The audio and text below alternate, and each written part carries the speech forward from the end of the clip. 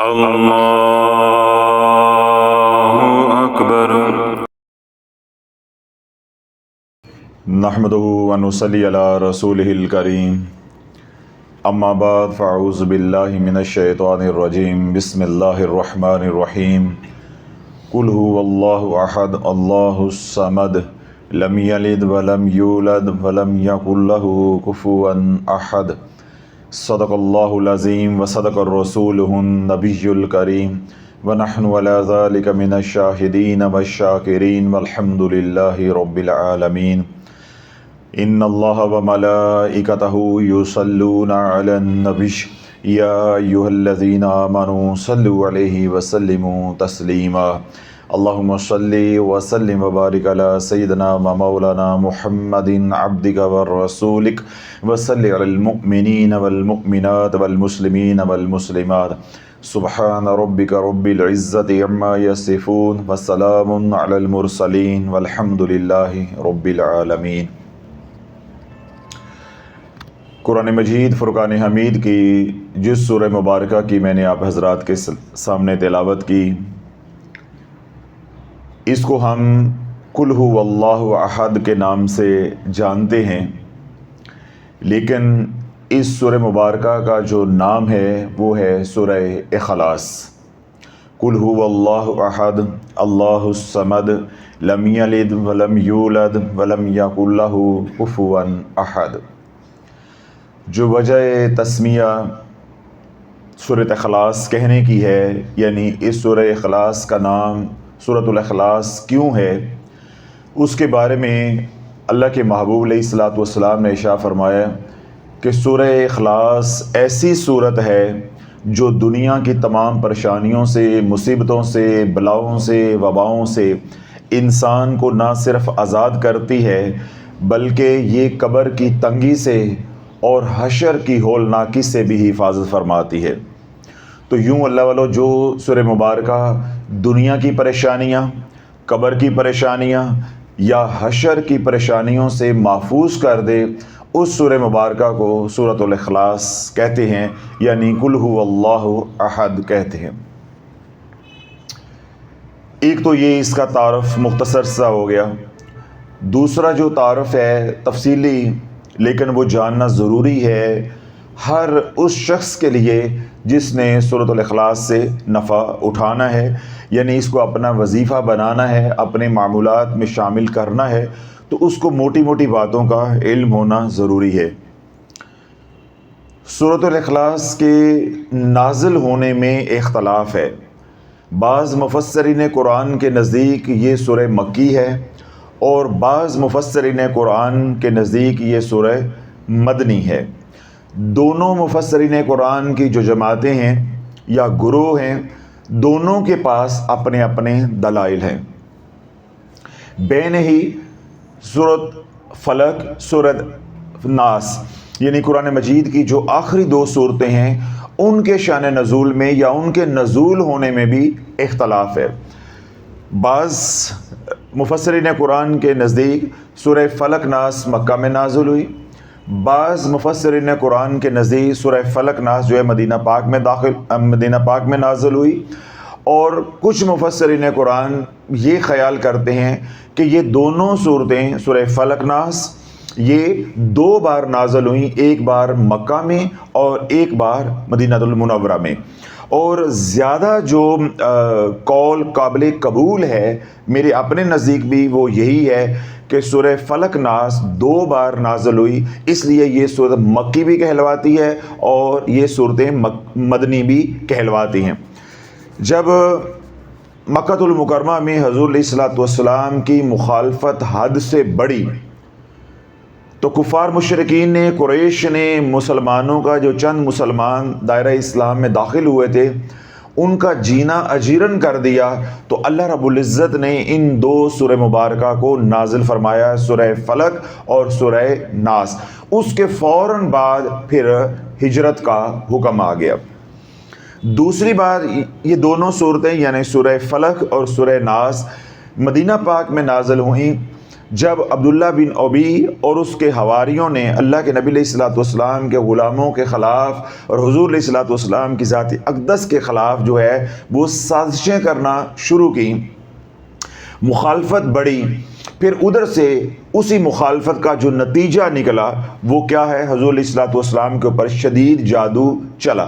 تو جب یہ حالات بنے تو اللہ رب العزت نے ان دونوں صورتوں کو، سورہ فلق اور سورہ ناس کو دوبارہ مدینہ پاک میں نازل کیا۔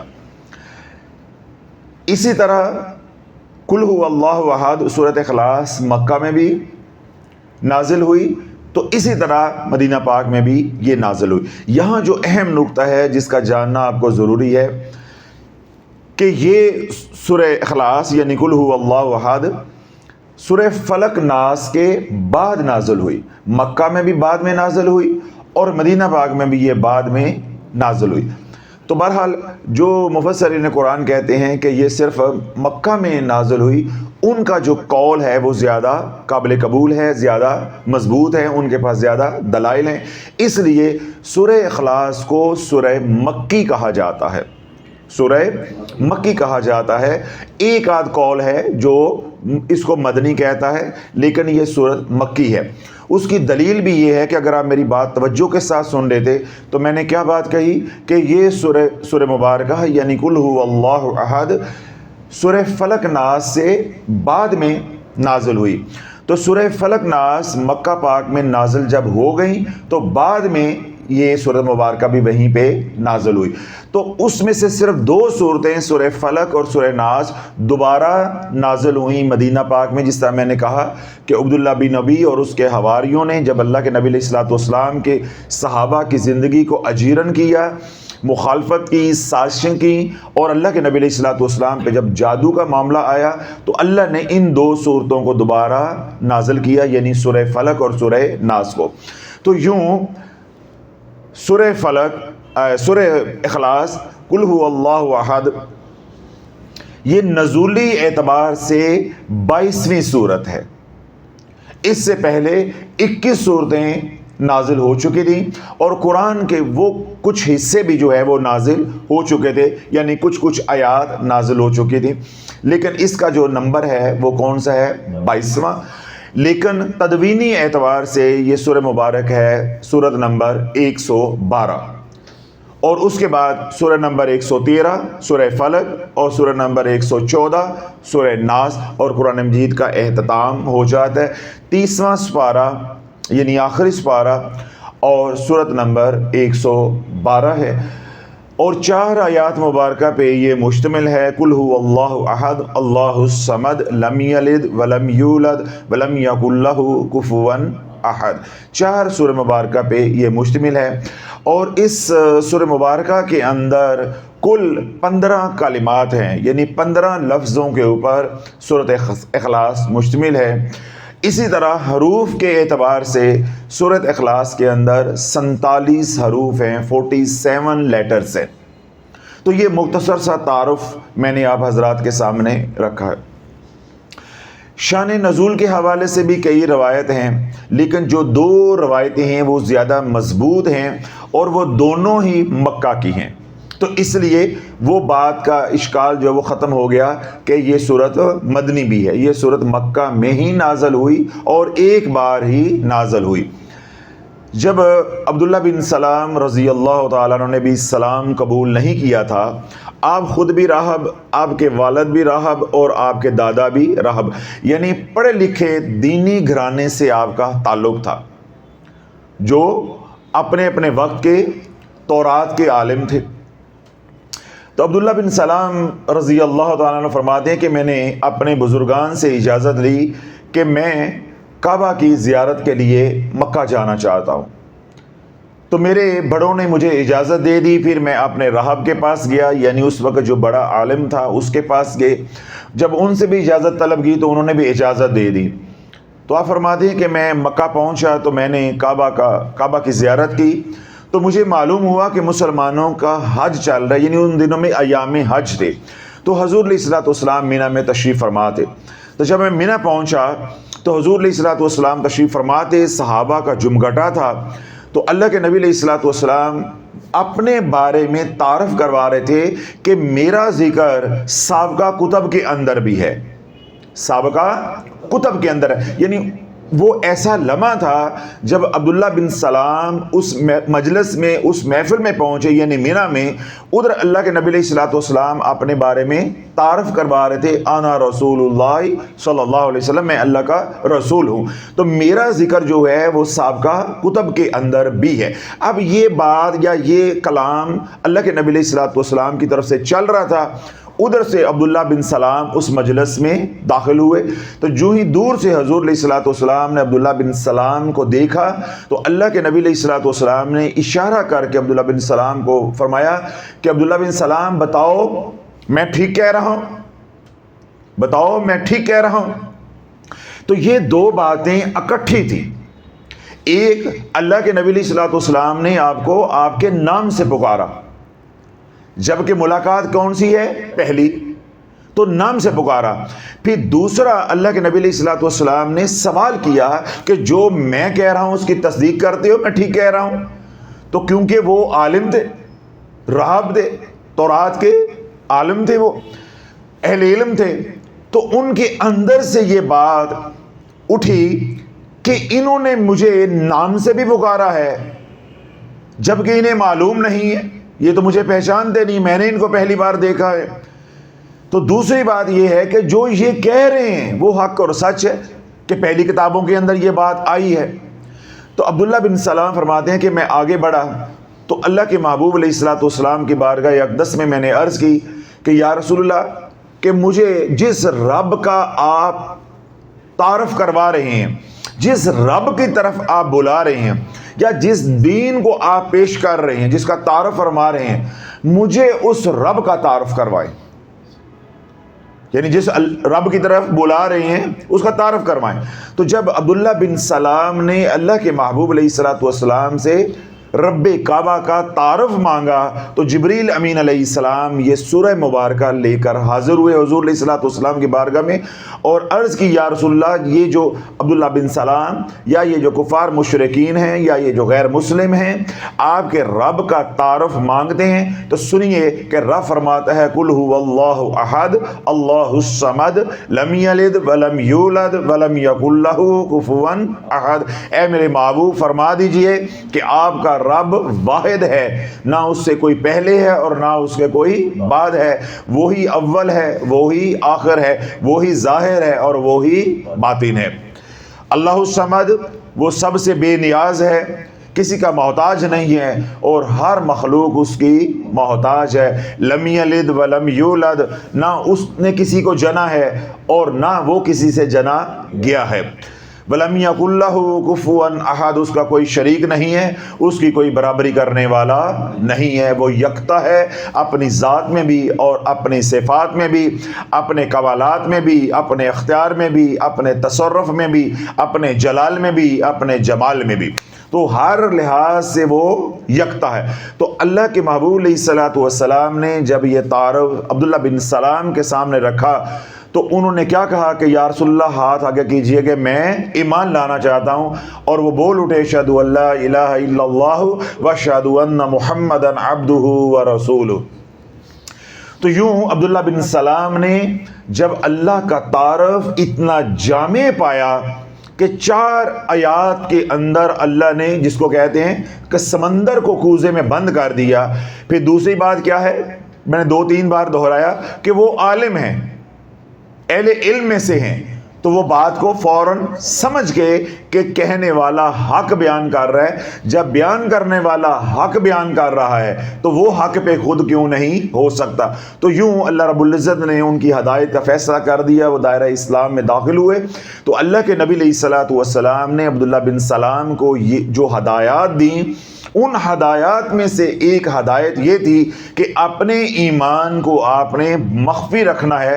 کیوں؟ ابھی مدینہ پاک میں لوگ سلام تو قبول کیا نہیں تھا، ابھی مدینہ پاک میں سلام تو پہنچا نہیں تھا، ابھی تو وہ یثرب تھا۔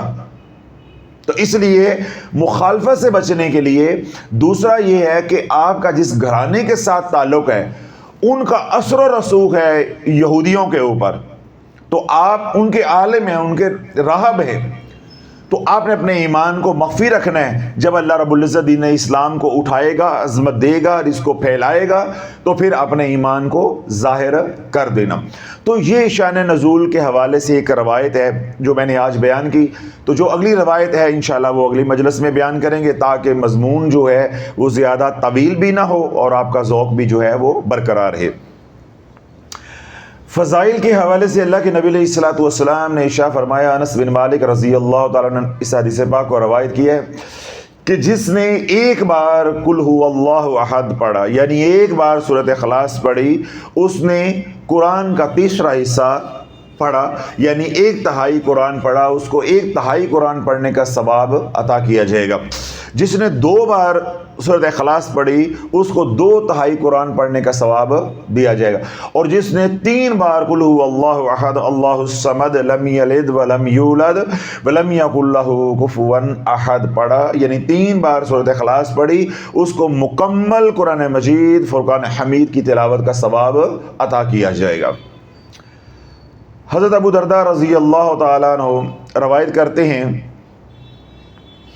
کہ حضور علیہ الصلوۃ والسلام نے ارشاد فرمایا کہ تم میں سے کون ہے جو رات کو 1/3 قرآن کی تلاوت کرے. تو ہم نے حضور علیہ الصلوۃ والسلام کی بارگاہ میں عرض کی کہ یا رسول اللہ, ہر رات 1/3 قرآن مجید مکمل کرنا تو بہت مشکل ہے. تو اللہ کے نبی علیہ الصلوۃ والسلام نے ارشاد فرمایا کہ جس نے محض اتنا پڑھا قل هو اللہ احد اللہ الصمد لم یلد ولم یولد ولم یکن لہ کفوا احد, اس نے 1/3 قرآن مکمل کر لیا, اس نے 1/3 قرآن مکمل کر لیا. اسی طرح تیسری جو روایت آتی ہے حضرت ابو سعید خدری رضی اللہ تعالیٰ عنہ کے حوالے سے کہ انہوں نے اللہ کے نبی علیہ الصلوۃ والسلام کی بارگاہ میں عرض کی کہ یا رسول اللہ, ہم نے فلاں امام کے پیچھے نماز پڑھی, وہ بار بار سورۃ اخلاص پڑھتے ہیں, بار بار سورۃ اخلاص پڑھتے ہیں. صحابہ کو وہ قرت کم محسوس ہوئی تھی, کیونکہ صحابہ نمازوں کے اندر قرآن بہت پڑھتے تھے, تو انہیں بڑی کمی محسوس ہوئی کہ یہ مختصر سی نماز پڑھاتے ہیں اور قل هو اللہ احد پڑھتے ہیں, تو انہیں کمی محسوس ہوئی. تو یوں جب صحابہ نے حضور علیہ الصلوۃ والسلام کی بارگاہ میں اس کا اظہار کیا, تو اللہ کے نبی علیہ الصلوۃ والسلام نے فرمایا کہ آپ سمجھتے ہو کہ یہ تلاوت کم ہے, یہ 1/3 قرآن کے برابر ہے جس نے ایک بار نماز کے اندر پڑھا قل هو اللہ احد اللہ الصمد لم یلد ولم یولد ولم یکن لہ کفوا احد, اس نے 1/3 قرآن کی تلاوت کی, بلکہ قرآن نہیں پڑھا, قرآن پڑھنے کا حق ادا کر دیا. تو یہ 3 احادیث مبارک ہو گئی. چوتھی اسی حوالے سے, یا جس کا مضمون اسی حوالے سے ملتا ہے, وہ سیدنا ابو ہریرہ رضی اللہ تعالیٰ عنہ نے روایت کیا ہے. سیدنا ابو ہریرہ رضی اللہ تعالیٰ عنہ روایت کرتے ہیں کہ ہم مسجد نبوی میں بیٹھے تھے کہ حضور علیہ الصلوۃ والسلام اچانک تشریف لے کر آئے اور آ کر حکم فرمایا کہ اکٹھے ہو جاؤ, قریب قریب ہو جاؤ. پھر جو مسجد میں لوگ تھے وہ اکٹھے ہو گئے, یعنی مجمع بن گیا, محفل سج گئی. تو حضور علیہ الصلوۃ والسلام نے فرمایا کہ میں تمہارے سامنے قرآن کے تیسرے حصے کی, یعنی تیسرے حصے کی تلاوت کروں گا. تو اللہ کے نبی علیہ الصلوۃ والسلام نے جب یہ بات ارشاد فرمائی کہ میں 1/3 قرآن تمہارے سامنے پڑھوں گا, تو اللہ کے نبی علیہ الصلوۃ والسلام نے تلاوت فرمائی قل هو اللہ احد اللہ الصمد لم یلد ولم یولد ولم یکن لہ کفوا احد. اتنی تلاوت اللہ کے نبی علیہ الصلوۃ والسلام نے فرمائی اور واپس حجرے میں تشریف لے گئے. تو سیدنا ابو ہریرہ رضی اللہ عنہ روایت کرتے ہیں کہ ہم آپس میں پھر باتیں کرنے لگے کہ شاید کوئی اللہ کا پیغام آ گیا ہے کہ اللہ کے نبی علیہ الصلوۃ والسلام جو ہے وہ تشریف لے گئے ہیں. جبکہ اللہ کے نبی علیہ الصلوۃ والسلام نے کیا بات ارشاد فرمائی تھی کہ میں تمہارے سامنے 1/3 قرآن کی تلاوت کروں گا. انہوں نے تو محض 4 آیات مبارکہ تلاوت فرمائی ہیں. تھوڑی دیر کے بعد حضور علیہ الصلوۃ والسلام دوبارہ واپس تشریف لے کر آئے. تو اللہ کے نبی علیہ الصلوۃ والسلام نے فرمایا کہ میں نے تمہیں کہا تھا کہ میں 1/3 قرآن کی تلاوت تمہارے سامنے کروں گا, جتنی میں نے تلاوت کی, یعنی قل هو اللہ احد اللہ الصمد لم یلد ولم یولد ولم یکن لہ کفوا احد, یہ 1/3 قرآن ہی ہے, یہ 1/3 قرآن ہی ہے. تو یوں یہ 4-5 حدیث مبارکہ میں نے آپ کے سامنے جو ہے وہ بیان کی ہیں. ایک اور حدیث پاک اللہ کے نبی علیہ الصلوۃ والسلام نے ارشاد فرمایا, اس کو بھی سیدنا ابو ہریرہ نے جو ہے وہ روایت کی ہے کہ اللہ نے قرآن کو اجزاء میں تقسیم کر دیا، قرآن کو اجزاء میں تقسیم کر دیا، اور ایک بار کہنا قل هو اللہ احد اللہ الصمد لم یلد ولم یولد ولم یکن لہ کفوا احد، یہ ان اجزاء میں سے ایک جز ہے۔ یعنی قرآن کو اگر 3 اجزاء میں تقسیم کیا جائے تو یہ ایک جز ہے، یعنی 1/3 قرآن ہے۔ پھر سیدنا عائشہ صدیقہ رضی اللہ تعالی عنہا روایت کرتی ہیں کہ حضور علیہ الصلوۃ والسلام نے ایک جماعت کو جہاد کے لیے بھیجا، تو اس لشکر میں سے ایک ساتھی کو امام مقرر کیا، ایک ساتھی کو امام مقرر کیا۔ تو وہ جب قرآن پڑھتے یعنی قرأت کرتے، تلاوت کرتے نمازوں کے اندر، تو اس کے بعد پھر سے قل هو اللہ احد پڑھتے، یعنی پہلے کوئی اور سورت پڑھ لی، پھر اپنی جو قرأت ہے یا تلاوت ہے اس کا اہتمام جب کرتے تو دوبارہ قل هو اللہ احد پہ آ کے اہتمام کر دے، یعنی ہر رکعت کے اندر وہ قل هو اللہ احد پڑھتے۔ اب صحابہ کے لیے یہ بڑی عجیب بات تھی کہ پہلے الگ تلاوت کر لی، پھر ساتھ قل هو اللہ احد بھی ملا لیتے۔ تو جب لشکر واپس آیا تو اللہ کے نبی علیہ الصلوۃ والسلام کی بارگاہ میں انہوں نے عرض کی کہ یا رسول اللہ، جس ساتھی کو آپ نے ہمارا امام مقرر کیا یہ ہمیں یوں نمازیں پڑھاتے رہے ہیں، یہ ہمیں یوں نمازیں پڑھاتے رہے ہیں۔ تو حضور علیہ الصلوۃ والسلام نے صحابہ سے کہا، یعنی ان مجاہدین، ان لشکریوں سے کہا کہ جو آپ کو یوں نماز پڑھاتا رہا ہے یا یوں نماز میں جو ہے وہ قرآن پڑھتا رہا ہے کہ پہلے قرآن کا کچھ حصہ پڑھا، تلاوت کر لی، اور اس کے بعد دوبارہ سورۃ اخلاص پڑھتا رہا ہے، اس سے پوچھو وہ ایسا کیوں کرتا رہا ہے، اس سے پوچھو کہ وہ ایسا کیوں کرتا رہے۔ تو جب صحابہ نے ان مجاہد سے یا اس صحابی سے پوچھا کہ اللہ کے نبی علیہ الصلوۃ والسلام پوچھ رہے ہیں کہ جو آپ نمازوں کے اندر بار بار سورۃ اخلاص پڑھتے تھے وہ کیوں پڑھتے تھے، تو انہوں نے عرض کی کہ اس کے اندر رب رحمان کا تعارف ہے، اور مجھے یہ بہت محبوب ہے، مجھے یہ صورت بڑی پسند ہے۔ جب انہوں نے اپنی پسندیدگی کا اظہار کیا، محبوبیت کا اظہار کیا، تو اللہ کے نبی علیہ الصلوۃ والسلام نے صحابہ کو مخاطب کر کے ارشاد فرمایا کہ اس کو خوشخبری سنا دو، اس کو میری بات پہنچا دو، اگر تو اللہ سے محبت کرتا ہے تو پھر اللہ بھی تو اس سے محبت کرتا ہے۔ تو اللہ بولو، یہ جو سورۃ اخلاص ہے یہ اللہ سے محبت کرنے والوں کا ورد ہے، اللہ سے محبت کرنے والوں کا یہ ذکر ہے۔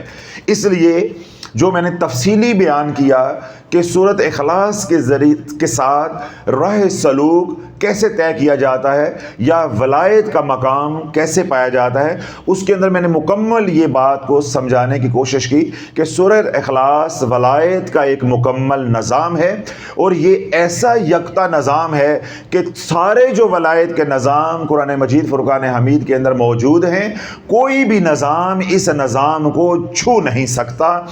پھر یہ نظام اور دوسرے نظام سارے مل کے اکٹھے ہو جائیں تو پھر تمام نظام مل کے آیت الکرسی کو چھو نہیں سکتے۔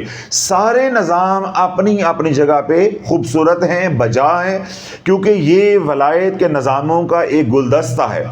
ہر پھول کی اپنی خوشبو ہے، ہر پھول کی اپنی مٹھاس ہے، اپنا رنگ ہے، اپنی کشش ہے، اپنی خوشبو ہے، لیکن یہ تمام ولایت کے نظام مل کے بھی سورۃ اخلاص کو چھو نہیں سکتے۔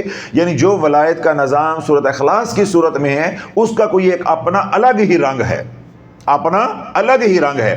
پھر یہ سورۃ اخلاص اور بقیہ تمام نظام جتنے بھی ہیں جن کو ہم بیان کر چکے یا جن کو انشاءاللہ اللہ مہلت دے گا تو بیان کریں گے، یہ سارے ایک طرف، اور سورۃ بقرہ کی آیت نمبر 256 کا جو نظام ہے ولایت کا، یعنی آیت الکرسی کا جو نظام ہے وہ ایک طرف ہے۔ یہ سارے نظام مل کے بھی آیت الکرسی کے نظام کو چھو بھی نہیں سکتے۔ کیوں؟ جو آیت الکرسی کے اندر مخفی ہے وہ دوسری آیات کے اندر مخفی نہیں۔ کیوں؟ آیت الکرسی واحد ایک آیت ہے جس کے اندر اللہ رب العزت کے 9 صفاتی نام ظاہری ہیں اور 9 ہی صفاتی نام مخفی ہیں، اور ایک اس میں ذات ہے۔ یوں ایک آیت مبارکہ کے اندر 18 صفاتی نام ہیں اور اسم اعظم سمیت ہے۔ ایسی کوئی بھی آیت قرآن مجید فرقان حمید کے اندر نہیں ہے۔ یہ بحیثیت صورت ہے، یہ کیا ہے؟ بحیثیت सूरत है, यानी कुल हु अल्लाहु अहद। आप यूं कह सकते हैं कि बहैसियत सूरत जो वलायत का निज़ाम है, उन तमाम निज़ामों की जो इमाम है वो सूरत इखलास है, इसका कोई मुकाबला नहीं है। लेकिन बहैसियत आयत अगर हम बात करें तो वो तमाम निज़ाम जो हैं वो फिर एक तरफ हैं, चाहे वो अस्माउल हुस्ना हो, चाहे आयात के निज़ाम हो, जिस सूरह मोमिनून का निज़ाम है, इस तरह सूरह तौबा का निज़ाम है, सूरह बकरा का निज़ाम है, ये तमाम निज़ाम, या सूरह हशर का निज़ाम है, ये सारे एक तरफ है, आयतुल कुर्सी एक तरफ है। तो ये सारी बातें, और फिर ज़कात कैसे देनी है, ज़कात सगीर कैसे देनी है, कबीर कैसे देनी है, और बाद में कैसे पढ़ना है, कमालात क्या मिलेंगे, ये इनके लिए अलग बयान एक हो चुका है, ताकि वो हजरात जो रूहानियत में आना चाहते हैं या राह सलूक तय करना चाहते हैं वो उस बयान से जो है वो नफ़ा उठा सके।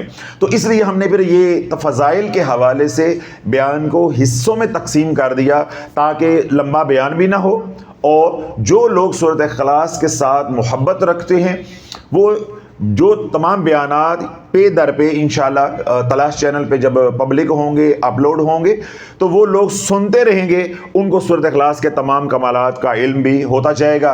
फिर जूं जूं उनकी रग़बत मोहब्बत बढ़ेगी, तब तक इंशाल्लाह ज़कात अदा करने वाला बयान भी जो है वो अपलोड हो जाएगा, फिर ताकि वो लोग अपनी तबीयत, अपनी फ़ुर्सत, अपनी हिम्मत और ताकत के मुताबिक वो निज़ाम को, यानी वलायत के निज़ाम को शुरू कर लेंगे या उसमें आ जाएंगे, और इंशाअल्लाह रब्बुल इज़्ज़त अपनी रहमत ख़ास और अपने महबूब अलैहिस्सलातु वस्सलाम की तवज्जो और दुआओं के सदक़े उनको पार लगाएगा, मंज़िल पे पहुँचाएगा। ये अभी मैंने कुछ रवायात का मफ़हूम, यानी अहादीस मुबारक का मफ़हूम जो है वो आप हज़रात के सामने जो है वो रखा है।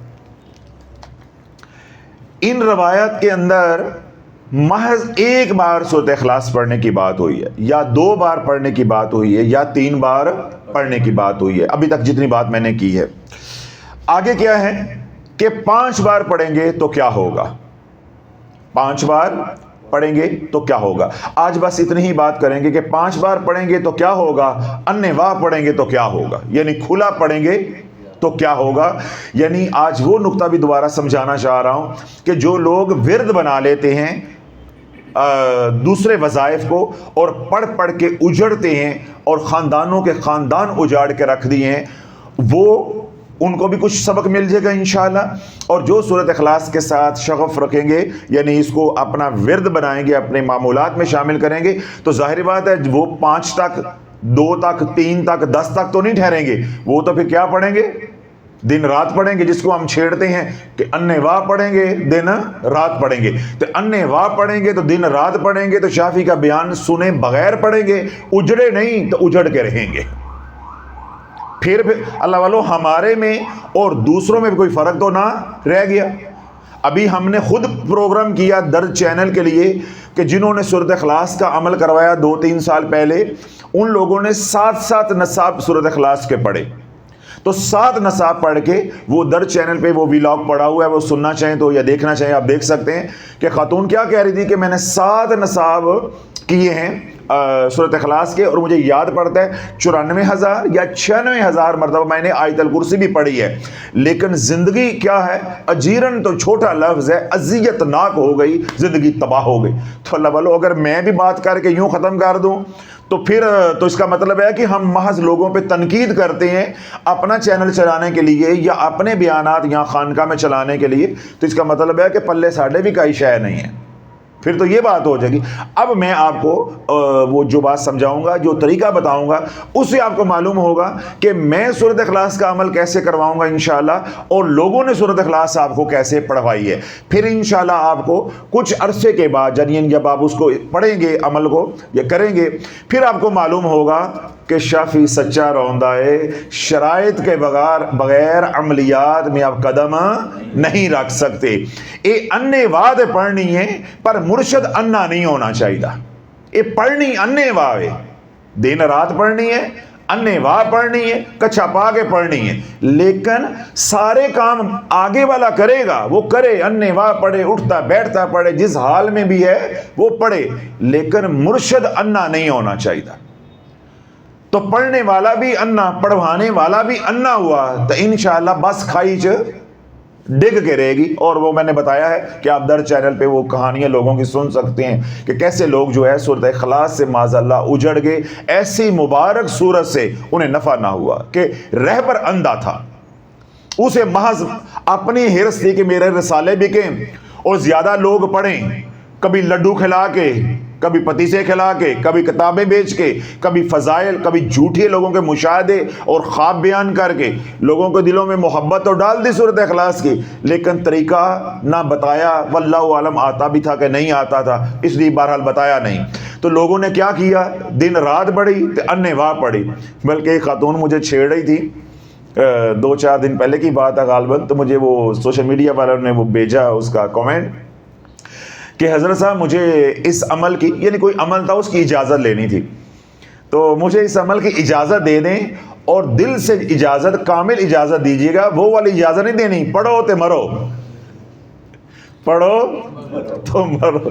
مجھے اتنی ہنسی آئی، میں نے کہا ماشاءاللہ لوگ اب اتنے چلاک اور ہوشیار ہوتے جا رہے ہیں، اتنی ان کی تربیت ہو گئی ہے، اب وہ میرے فکرے میرے پہ کستے جا رہے ہیں، میرے فکرے میری باتیں میرے پہ کستے جا رہے ہیں۔ تو میں کتنی دیر ہنستا رہا، میں کہا واہ میرے مولا، ساڑی بلی سانو ہی میاؤں۔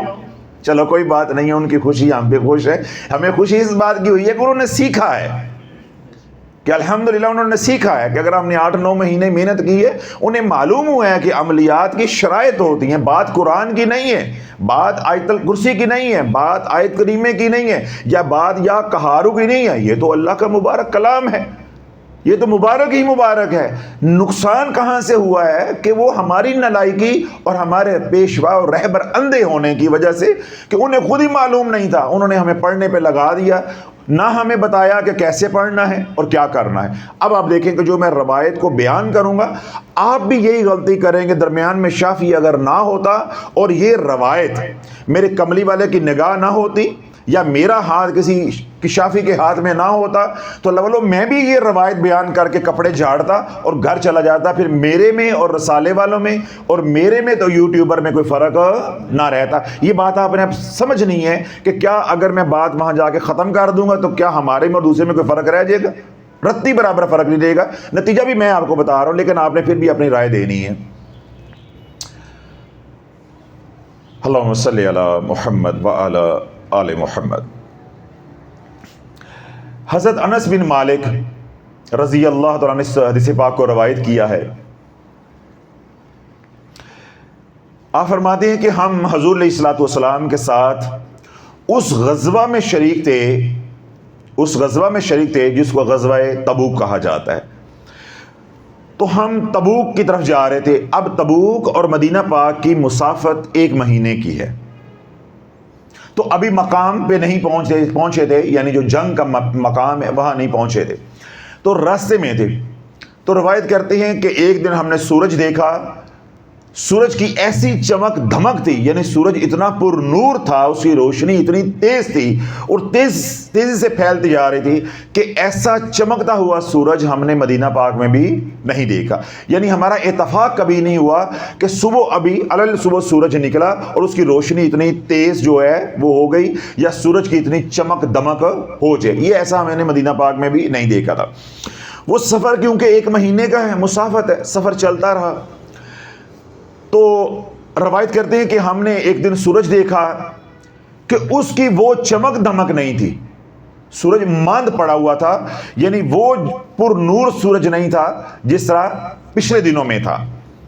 تو اللہ کے نبی علیہ الصلوۃ والسلام نے بھی معلوم کیا کہ سورج جو ہے وہ آج دھندلا ہے، یعنی دھندلاہٹ ہے، وہ چمک نہیں ہے، وہ نورانیت سورج کی یا وہ روشنی سورج کی نہیں ہے۔ ابھی یہ بات ہو رہی تھی تو جبریل امین علیہ السلام تشریف لے آئے۔ اب یہاں سے بات توجہ کے ساتھ سننی ہے، یہ اس کا سارا سیاق و سباق ہے۔ جبریل امین علیہ السلام تشریف لے آئے تو اللہ کے نبی علیہ الصلوۃ والسلام نے یہی سوال جبریل امین علیہ السلام سے کیا کہ جبریل، آج روشنی سورج کی اس طرح تیز نہیں ہے، سورج کی وہ چمک دمک نہیں ہے، وہ نورانیت نہیں ہے، کیا وجہ ہے؟ تو جبریل امین علیہ السلام نے عرض کی، یا رسول اللہ، سورج کو فرشتوں کے پروں نے ڈھانپ دیا ہے۔ سورج کو کیا کیا ہے؟ فرشتوں کے پروں نے ڈھانپ دیا. دیکھیں جس طرح یہ انرجی سیورز لگے ہوئے ہیں تو بعض دفعہ کیا ہوتا ہے اس کے آگے پتنگے آ جاتے ہیں, یا کوئی شخص اس کے آگے آ جائے گا تو اس کی روشنی کیا ہو جائے گی, کم ہو جائے گی. یا اس انرجی سیورز کے اوپر ہم شاپر چڑھا دیں, یعنی وہ لفافہ جو چڑھاتے ہیں وہ چڑھا دیں تو اس کی روشنی کیا ہو جائے گی, مدھم ہو جائے گی. تو جبریل امین علیہ السلام نے عرض کی کہ یا رسول اللہ رب العزت نے 70,000 فرشتوں کو بھیجا ہے زمین پہ مدینہ پاک میں, تو ان کے اترنے کی وجہ سے ان کے جو پر ہیں وہ سورج کے آگے آگے ہیں اور سورج کی روشنی کچھ مدھم ہو گئی. اللہ کے نبی علیہ الصلوۃ والسلام نے پوچھا کہ جبریل مدینہ میں فرشتے اتنے اترے ہیں, خیر ہے کیوں اترے ہیں؟ تو جبریل امین علیہ السلام نے عرض کی یا رسول اللہ سیدنا معاویہ کا انتقال ہو گیا ہے. یہ سیدنا معاویہ وہ امیر معاویہ نہیں ہے جو ابو سفیان کے بیٹے اور بیٹے ہیں, آگے پھر ان کا جو بیٹا ہے وہ یزید ہے, یعنی جو امیر شام ہے, یہ نہیں ہے. یہ دوسرے صحابی رسول ہیں جن کا نام جو ہے سیدنا معاویہ رضی اللہ تعالیٰ عنہ. تو معاویہ کا انتقال ہو گیا ہے تو اللہ رب العزت نے فرشتوں کو حکم دیا ہے کہ جاؤ میرے معاویہ کی نماز جنازہ پڑھ کر آؤ, میرے معاویہ کی نماز جنازہ پڑھ کر آؤ. تو اتنے کثیر تعداد میں 70,000 کا مطلب ہے کثیر تعداد میں, اتنے کثیر تعداد میں فرشتے اترے ہیں کہ جب انہوں نے پر کھولے ہیں تو سورج کی روشنی مدھم ہو گئی. اس سے آپ اندازہ لگا لیں کہ کتنے کروڑوں اربوں جو ہے وہ فرشتے دنیا پہ آئے ہوں گے یا مدینہ المنورہ میں اترے ہوں گے. اب اللہ کے نبی علیہ الصلوۃ والسلام نے حیرت سے پوچھا کہ جبریل یہ معاویہ کو مقام کیسے ملا, یہ معاویہ کو مقام کیسے ملا؟ اگر آپ بھول نہیں گئے تو ابھی میں نے تھوڑی دیر پہلے تفصیل کے ساتھ یہ بات کی کہ جتنے بھی ولایت کے نظام ہیں وہ تمام نظام سورۃ اخلاص کے ولایت کے نظام کو چھو بھی نہیں سکتے. یہ میں نے بات کہی, اور میں نے یہ بات بھی کہی کہ وہ اپنی اپنی جگہ پہ بجا ہیں. وہ ولایت کا الگ الگ نظام ہے, ہر نظام کا اپنا رنگ ہے, اپنی کشش ہے, اپنے کمالات ہیں, اپنا تصرف ہے, اپنا اختیار ہے, اپنے فیوز و برکات ہیں. لیکن سورۃ اخلاص کو وہ چھو نہیں سکتے. اس کا قد کاٹ, اس کا مقام ان سے کئی گنا بڑھ کر ہے.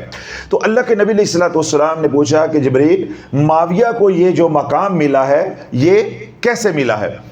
تو جبریل امین علیہ السلام نے حضور علیہ الصلوۃ والسلام کی بارگاہ میں عرض کی کہ یا رسول اللہ ان کو یہ جو مقام ملا ہے, یہ اعزاز ملا ہے, یہ اس لیے ملا ہے کہ وہ چلتے پھرتے اٹھتے بیٹھتے لیٹتے سوتے ہر حال میں سورۃ اخلاص پڑھتے تھے. اب اللہ بولو یہی حدیث پاک میں یوں بیان کروں تو میں آخری فکرہ یہ بولا ہے کہ وہ ہر حال میں چلتے پھرتے اٹھتے بیٹھتے لیٹتے سوتے کروٹ بدلتے ہر حال میں سورۃ اخلاص پڑھتے تھے. اب حدیث اتنی ہے, بات ختم ہو گئی ہے, تو میں اتنی بیان کروں, آگے سے آپ سبحان اللہ کہیں, میں داد جو ہے وہ اپنے سمیٹوں اور پیسے جو ہے جو مال ملے نوٹ ملے وہ جیب میں ڈالوں تو میں گھر چلا جاؤں. ٹھیک ہے, تو آپ لوگ جو ہے یہ حضور کا فرمان سن کے تو سورۃ اخلاص دن رات اٹھتے بیٹھتے لیٹتے ہر حال کے اندر پڑھنا شروع ہو جائیں تو پھر اللہ والو ساڑھے جدھر رسالے کے فرق تو نہ رہ گیا نا. پھر چٹے کپڑے تو رنگدار کپڑے جو فرق تو نہ رہ گیا, پھر انگوٹھے تو انگلی جو فرق تو نہ رہ گیا نا. پھر تو سارا کچھ ہے کہ کھوتا کوڑا ایک برابر. اچھا آپس کی بات ہے, کھوتا زیادہ مہنگا بکتا ہے, اس کے گاہک بھی زیادہ ہوتے, اور اگر مرنے بھی لگے تو لاہوریوں کو کھلایا بھی جا سکتا ہے کہ تھوڑا جب بچ جبے تھے وہ کراچی والے بھی ماشاءاللہ چم چٹ کے کھا لیندے نے. تو ہمارے ہاں کیونکہ دین اٹھ رہا ہے نا, علم اٹھ رہا ہے, تو کھوتے کی قدر ہے, گھوڑے کی قدر نہیں ہے. پھر گھوڑا مہنگا بھی ہوتا ہے. اب میرے کسیلے بیان کون سنے, صرف چپیڑا نہیں پہنیا باقی تو سارا کچھ ہی پہنتا ہے نا. تب اتنا کسیلا بیان کون سن سکتا ہے؟ وہ تو وہی سنے گا نا کہ جس کو رب قبول کر لے گا اسراء میں ہے. اب کچھ تھوڑی سی روایت کے الفاظ رہ گئے, وہ سن لیں, پھر میں آپ کو بتاتا ہوں کہ غلطی ہمیں کہاں لگتی ہے. جب اللہ کے نبی علیہ الصلوۃ والسلام نے یہ بات پوچھی کہ جبریل معاویہ کو یہ مقام کیسے ملا, تو جبریل امین علیہ السلام نے کیا جواب دیا کہ یا رسول اللہ وہ سورۃ اخلاص کو کثرت سے پڑھتے ہیں, اٹھتے بیٹھتے لیٹتے جاگتے ہر حال کے اندر سورۃ اخلاص کو پڑھتے ہیں. تو پھر جبریل امین علیہ السلام نے حضور علیہ الصلوۃ والسلام کی بارگاہ میں عرض کی یا رسول اللہ اگر آپ چاہیں معاویہ کا جنازہ پڑھنا تو میں زمین کو سکیڑ دوں, تو اللہ کے نبی علیہ الصلوۃ والسلام نے اظہار کیا، یعنی اسبات میں جواب دیا کہ جب رب نے اتنا اکرام کیا ہے، اتنے فرشتے بھیجے ہیں سلام جنازہ پڑھنے کے لیے، تو میں جنازہ کیوں نہ پڑھوں؟ میرا تو صحابی ہے، میرا تو غلام ہے۔ تو اللہ کے نبی علیہ الصلوۃ والسلام نے جب اسبات میں جواب دیا تو جبریل امین علیہ السلام نے اپنا پر جو ہے وہ زمین پہ مارا اور زمین کو سکیڑ دیا، زمین سکڑ گئی۔ اب سیدنا معاویہ کی جو میت ہے، جسد خاکی ہے، وہ سامنے پڑا ہوا ہے اور فرشتے جو ہے وہ قطار در قطار کھڑے ہیں۔ تو اللہ کے نبی علیہ الصلوۃ والسلام نے نماز جنازہ جو ہے وہ سیدنا معاویہ کی پڑھائی۔ تو اللہ والو، یہ جو مقام ملا ہے کہ اللہ نے فرشتوں کو بھیجا اور اللہ کا محبوب جو ہے وہ مقام پہ موجود بھی نہیں ہے، یعنی وہ تبوک اور مدینہ پاک کے کہیں درمیان میں ہے اس وقت، تو پھر بھی اللہ رب العزت نے نماز جنازہ کا جو اعزاز ہے وہ اس سے محروم نہیں ہونے دیا اپنے سالک کو، سورۃ اخلاص کے قاری کو، یعنی جس کو یہ ولایت عنایت کی تھی، ان کو یہ تمام اعزازات اللہ نے عطا کیے کہ اللہ نے فرشتے بھی جنازے میں اتارے اور اپنے محبوب سے نماز جنازہ بھی پڑھوائی۔ تو اللہ لوگ، میں نے پہلے بھی 2-3 دفعہ یہ بات دہرائی ہے کہ جو سورۃ اخلاص کے کمالات ہیں وہ کسی اور کے نہیں ہیں۔ مسئلہ کیا ہے کہ بن مرشد راہ نہیں ملتی، بن ہادی گل نہیں بندی۔ اب بیان تو ختم ہو گیا، جو بات میں نے کرنی تھی احادیث کی روشنی میں وہ تو ختم ہو گئی۔ فضائل تھے، میں نے موٹی موٹی احادیث جو بیان کر دی، ان کا جو موٹا موٹا مفہوم تھا وہ آپ کے سامنے میں نے رکھ دیا تاکہ آپ حضرات کے اندر ذوق و شوق پیدا ہو کہ آپ سورۃ اخلاص کو جو ہے وہ دن رات پڑھیں۔ اس کا مطلب یہی ہے نا۔ تو ابھی ہم کہہ رہے ہیں کہ جنہوں نے دن رات پڑھی ان کے ساتھ کیا ہوا، ان کے ساتھ کیا ہوا۔ اب یہ ہے سوال آپ کے ذہن میں یہ آنا چاہیے کہ حضرت صاحب یہ صحابی رسول نے سورۃ اخلاص دن رات پڑھی، اسے تو کچھ نہ ہوا، ہم دن رات پڑھ کے اجڑ رہے ہیں، ہماری نہ دنیا بن رہی ہے نہ آخرت بن رہی ہے، ہماری صحت بھی خراب ہو رہی ہے، ہمارا کاروبار بھی تباہ ہو رہا ہے، ہماری اولاد بھی نافرمان ہو رہی ہے، ہم پڑھتے جا رہے ہیں اور اجڑتے جا رہے ہیں۔ صحابہ پڑھتے جا رہے تھے اور سنورتے جا رہے تھے۔ کیا قرآن بدل گیا ہے یا کیا نظام بدل گیا ہے یا ہمارے ساتھ وہ وعدے نہیں ہیں؟ کیا معاملہ کیا ہے؟ بھائی سب کچھ ایسے ہی ہے، اللہ بھی وہی، رسول بھی وہی، قرآن بھی وہی، اور قرآن کا حصہ یعنی سورۃ اخلاص بھی وہی۔ ٹھوکر کہاں سے لگی ہے کہ ٹھوکر آپ کو یہ لگی ہے کہ آپ اپنی اوقات بھول گئے ہیں۔ کیوں؟ بتانے والے نے بتایا نہ، پڑھنے والے نے سمجھا نہ یا سوچا نہ، تو ہم اللہ والو اپنی اوقات بھول گئے۔ کیا ہم بھول گئے؟ اپنی اوقات بھول گئے۔ ہمیں کسی رہبر نے یہ بات بتائی نہیں، یہ نکتہ بتایا نہیں ہے کہ سورۃ اخلاص وہ سیدنا معاویہ جو دن رات پڑھتے تھے، کیا یہ عمل اللہ کے نبی نے عطا کیا تھا یا انہوں نے خود اختیار کیا تھا؟ بولو، خود اختیار کیا تھا۔ یہ اللہ کے نبی نے تلقین نہیں کیا۔ اللہ کے نبی علیہ الصلوۃ والسلام نے اپنی امت کے اوپر ایسا بوجھ نہیں ڈالا کہ ہر بندہ سارا دن جو ہے وہ سورۃ اخلاص پڑھتا رہے۔ انہوں نے اپنی مرضی سے، ان کو سورۃ اخلاص کا ساتھ رغبت محبت دی، اس محبت میں جو ہے اللہ کی محبت میں وہ پڑھتے تھے، تو ان کا عمل یہ کیا تھا؟ ذاتی تھا۔ ان کا عمل کیا یہ تھا؟ ذاتی تھا۔ لیکن اس میں رضا کس کی شامل ہو گئی؟ اللہ اس کے رسول کی شامل ہو گئی۔ ایک بات۔ دوسری بات یہ ہے، یہ جنہوں نے دن رات سورۃ اخلاص پڑھی، جنہوں نے دن رات سورۃ اخلاص پڑھی، وہ صحابی کیا ہیں؟ رسول ہیں۔ تم صحابی رسول ہو۔ دو ٹھوکریں ہمیں لگی۔ پہلی کیا لگی کہ یہ عمل اللہ کے نبی کا تلقین کردہ نہیں ہے۔ پہلی ٹھوکر ہمیں یہ لگی پڑھوانے والوں کو، کھلی پڑھو تے انے واہ پڑھو، جس طرح وہ خاتون مجھے چھیڑ رہی تھی، پڑھو تے مرو، پڑھو تے مرو۔ اللہ بولو یہی رہبر کا کام ہے۔ رہبر نے پڑھنی تو نہیں ہے، کیونکہ اگر اس نے پڑھی ہوگی تو وہ بتانے کے قابل ہوگا اس کو پڑھنا کیسے ہے۔ تو ٹھوکر کہاں سے لگی؟ ٹھوکر کہاں سے لگی کہ سورۃ اخلاص کو دن رات پڑھنا یہ اللہ کے نبی کی تلقین نہیں ہے، یعنی کھلا پڑھنا اور حد سے زیادہ پڑھنا یہ اللہ کے نبی کی تلقین نہیں ہے۔ جس طرح اس عورت نے 1.25 لاکھ کے 7 نصاب کیے، یعنی وہ روزانہ 4-4 5-5 ہزار پڑھتی ہوں گی، ٹھیک ہے۔ تو اب یہ اللہ کے نبی کا طریقہ نہیں ہے۔ ایک بات، پہلی ٹھوکر یہاں سے لگی. دوسری ٹھوکر کہاں سے لگی؟ جی وہ آپ نے ابھی خود بھی حدیث بیان کی ہے، ہم نے بھی یہ سنی اور پڑھی، یا جنہوں نے ہمیں اجازت دی انہوں نے بھی اپنے بیان میں یہ حدیث بیان کی تھی. تو بھائی دوسری ٹھوکر کہاں سے لگی کہ یہ جو سورۃ اخلاص دن رات کثیر تعداد میں پڑھی وہ ایک صحابی رسول نے پڑھی. کیا تم صحابی رسول ہو؟ تم صحابی رسول ہو. کتنی ٹھوکریں لگ گئی؟ 2. تو عقل والے تو ایک ہی بہت ہوتی ہے، تو ٹھوکریں کتنی لگ گئی؟ 2. اب تیسری ٹھوکر کیا لگی کہ جب یہ صحابی رسول سیدنا معاویہ رضی اللہ تعالیٰ عنہ سورۃ اخلاص کا کھلا ورد کر رہے تھے، وہ زمانہ کون سا تھا؟ وہ زمانہ کون سا تھا؟ وہ زمانہ حضور علیہ الصلوۃ والسلام کی ظاہریت کا تھا.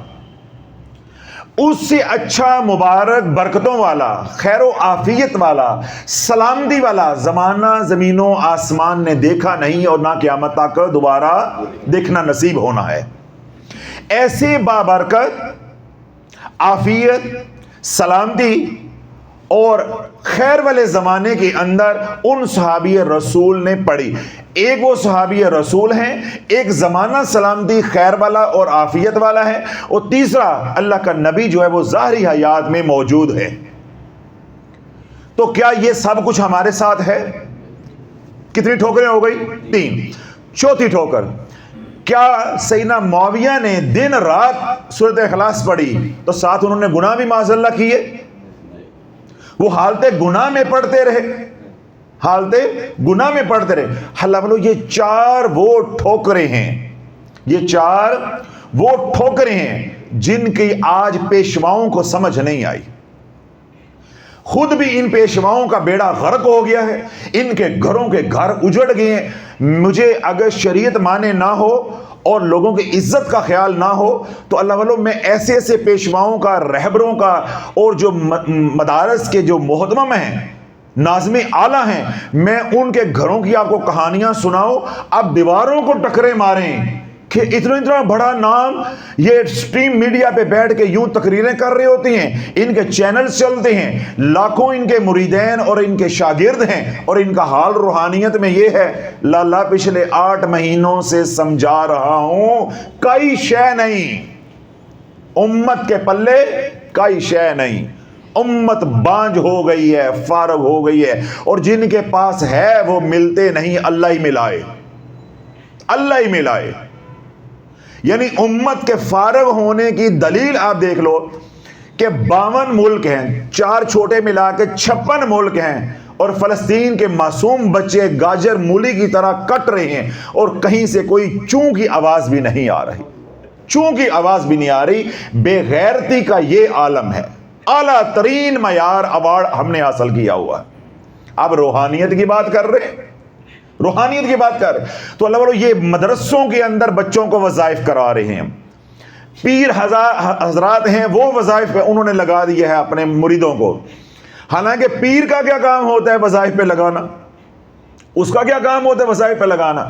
تو اللہ والو انہوں نے خود جو ہے وہ روحانیت نہ سیکھی، نہ انہیں علم تھا. انہوں نے جان چھڑانے کے لیے حدیثیں بیان کی، اس کے بعد پرچے چھپوا کے لوگوں میں بانٹ دیے، کتابیں بانٹ دی. لوگ انہی احادیث کو پڑھ کے، ان کے ظاہری معنی کو پڑھ کے علمی کتابی مرید بن گئے. علمی کتابی، وہ کہتا نا علمی کتابی، تو وہ علمی کتابی مرید بن گئے. تو پھر علمی کتابی والوں کا تو اللہ والوں پھر یہی اشر ہوگا، پڑھو تے مرو، پڑھو تے مرو، کٹھے پڑھو تے کٹھے مرو. اجتماعی پڑھائی، اجتماعی طور پہ مرے. اللہ بولو جتنے لوگ یا کہارو پڑھ کے اجڑے ہیں آپ تصور نہیں کر سکتے، جتنے لوگ آیت کریمہ پڑھ کے اجڑے ہیں آپ تصور نہیں کر سکتے، جتنے لوگ 5 سورتہ کو وظائف بنا کے جب انہوں نے قرآن کو استعمال کیا، استعمال آتا نہیں تھا، اجڑ گئے. اب اللہ میں یہاں ایک بات کہہ دیتا ہوں، بات تھوڑی سی دوسری طرف چلی گئی. میں نے کیا بولا کہ جب 5 سورتہ کو کیا بنایا؟ وظیفہ. کیا بنایا؟ وظیفہ، تو اجڑے. آیت کریمہ کو کیا بنایا؟ وظیفہ، تو اجڑے. یا کہارو کو کیا بنایا؟ وظیفہ، تو اجڑے. حامیم لا ینصرون کو کیا بنایا؟ وظیفہ، تو اجڑے. آپ کے گھر میں اجوائن ہے، ہر گھر میں ہوتی ہے. سونف ہوگی نا، اجوائن بھی ہوگی، سونف بھی ہوگی. میں نے اجوین یا سونف کی مثال اس لیے دی ہے کہ یہ ہر گھر میں ہوتی ہے، ہر گھر میں کم و بیش کچن میں جو ہے وہ ہوتی ہے، کیونکہ جو بچے جن گھروں میں بچے ہوتے ہیں یا بزرگ بھی ہوتے ہیں تو اکثر اوقات ان کو افارہ ہو جاتا ہے، بچوں کو گیس ٹربل ہو جاتی ہے، پیٹ میں ہوا ہو جاتی ہے، پھر مائیں جو وہ سونف کا پانی یا سونف کا عرق یا اجوین کو ابال کے اس کا پانی نکال کے بچوں کو پلاتی ہیں تاکہ بچوں کو افارہ یعنی گیس ٹربل جو ہے وہ نہ ہو، اس لیے میں نے یہ مثال دی ہے۔ اجوین ہے، اجوین ہے، پیسے آپ کے پاس ہیں، دکان سے جا کے کلو خرید لو، کھانی کیسے ہے یہ حکیم بتائے گا، کھانی کیسے ہے یہ حکیم بتائے گا۔ اب آپ عرق جو ہے ایک چھوٹی چمچ بچے کو پلاتے ہیں، چاہے اجوین کا چاہے سونف کا، اس کو کیا دے گا؟ نفع۔ اگر آپ کے اس کو افارہ ہو گیا ہے، جلدی جلدی بچہ جو ہے وہ تندرست ہو جائے، اس کی تکلیف ختم ہو جائے، تو آپ دودھ کی جگہ پہ فیڈر بھر کے وہی اجوین کا یا سونف کا عرق یا پانی آپ اس کو پلا دیں، بتائیں اس کو نفع ہوگا یا نقصان ہوگا؟ نقصان ہوگا۔ اور یہ نقصان کس کی وجہ سے ہوا؟ پلانے والے کی وجہ سے۔ تو پلانے والے کو نقصان کس کی وجہ سے ہوا؟ کہ وہ جاہل تھا، وہ لا علم تھا، اسے یہ معلوم تھا کہ سونف اور اجوین سے نفع ہوتا ہے، لیکن اسے یہ معلوم نہیں تھا کہ دینی کتنی ہے اور کب دینی ہے، سونف کا عرق پلانا کتنا ہے اور کتنی بار دینا ہے اور کب دینا ہے، اسے یہ معلوم نہیں تھا، یہ بس معلوم تھا کہ اس کا نفع ہوتا ہے۔ اللہ والو آج پیشواؤں کو صرف اتنا ہی معلوم ہے قرآن سے نفع ہوتا ہے، تے انیوں اے کس مسلمان نو نہیں پتا نفع ہوندا ہے، تو تم کس بات کے پیشوا بن گئے ہو؟ پھر یہ کس بندے کو معلوم نہیں ہے کہ قرآن سے نفع ہوتا ہے؟ قرآن تو خیر ہی خیر ہے، صرف اتنی بات پہ آپ پیر بن گئے ہیں، اتنی بار پہ آپ جو ہے وہ ملنگ بن گئے اور تسمیاں ڈال لی اور ہاتھ میں ڈنڈے پکڑ لیے اور ممبر رسول پہ سوار ہو گئے، امت میں مسلط ہو گئے اور امت کو اجاڑ کے رکھ دیا۔ ہر بندے کو پتا ہے کہ سونف سے نفع ہوتا ہے، اجوائن سے نفع ہوتا ہے، لیکن ہمیں باریکیوں کا پتہ نہیں ہے کہ یہ پیس کے پینی ہے، ابال کے پینی ہے، عرق نکالنا ہے، خالی پیٹ پینی ہے، نہار منہ پینی ہے، صبح پینی ہے، شام کو پینی ہے، اور اس کی ڈوز یعنی خوراک کتنی ہوگی اور کتنے دن پینی ہے، ہمیں ان باتوں کا علم نہیں ہے۔ پھر ہمیں یہ جب یہی علم نہیں ہے تو ہمیں اس بات کا کیسے علم ہوگا کہ اگر اجوائن اور سونف سے کوئی ریئیکشن آ گیا، رد عمل آ گیا، تو اس کا توڑ کیسے کرنا ہے؟ تو جب پہلی باتیں معلوم نہیں تو توڑ کیسے معلوم ہو جائے گا؟ اللہ والو اب آؤ اپنے موضوع پہ کہ جب ہمارے پیشواؤں نے ہمیں وظائف پڑھائے، انہیں معلوم نہیں تھا کہ ان کے ساتھ کیا شرائط ہیں کیا نہیں ہیں۔ انہوں نے 2 چلے کیے تھے کر کے یہ ممبروں میں بیٹھ گئے، باپ دادا کی کرسیوں پہ، باپ دادا کی مسند پہ یہ بیٹھ گئے، امت پہ یہ مسلط ہو گئے۔ انہوں نے کیا کیا؟ کتابوں سے 2 حدیثیں یا ان کا لب لباب جو ہے وہ بیان کیا، ہمارے اندر شوق پیدا ہوا، ہم نے پڑھنا شروع کر دیا، پڑھنے کے بعد جو ہمارے ساتھ ہوا ہے وہ امت کے سامنے۔ جیسے میں آپ کے سامنے سونف کے یا اجوائن کے جو ہے فضائل بیان کروں اور آپ اجوائن جو ہے یا سونف اپنی جیب میں رکھ کے سارا دن کھاتے رہیں، تو 4 دن بعد جو پھر آپ کے ساتھ ہوگا وہ زمانہ نہیں، زمانہ تو نہیں بتائے گا، وہ پھر آپ کو حکیم بتائے گا کہ آپ کے ساتھ کیا ہوا ہے اور آئندہ آنے والے دنوں میں کیا ہونے والا ہے۔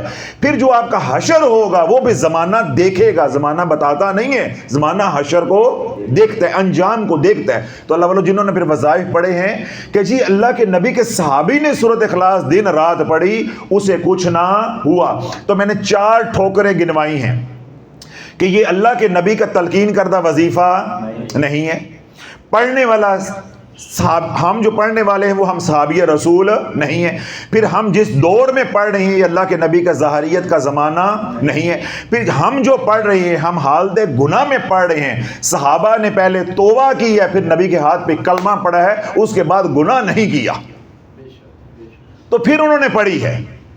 کتنی ٹھوکریں ہو گئی؟ 4۔ 5ویں اور آخری موٹی موٹی 5 پاک کے صدقے 5 غلطیاں میں نے بتا دی ہیں کہ اللہ والو ہم وظائف سے کیوں اجڑے ہیں۔ یہ 5 غلطیاں سورۃ اخلاص کی نہیں، یہ بنیادی 5 غلطیاں بتائی ہیں۔ عملیات کی دنیا میں یہ 5 غلطیاں جو شافعی بتا رہا ہے یہ قیامت تک چلیں گی۔